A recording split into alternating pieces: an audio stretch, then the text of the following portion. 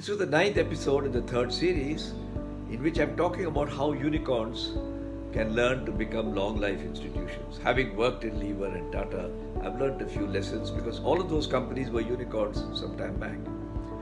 I think the second rule, the first rule being nurturing people, which I've talked about already, is dealing with the short and the long term simultaneously. The most common refrain I hear from young people, and I used to do that myself when I was young, is, oh, the day takes so much of my activity, the routine and the transactional part, that I don't have time to think of the long term. Well, you can get a long lecture on how to think long term and short term, but if you observe how your sister or your mother or your aunt is raising her kids, you'll understand how to deal with short and long term simultaneously.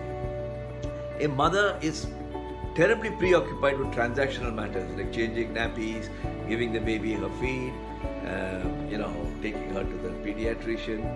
And while all these make her tired, much like a transactional day for any of you, she never ceases to think, because her bandwidth in her mind is much more than the bandwidth in her hands and feet. And she never ceases to dream about whether her child will become a professor or a management specialist or a doctor.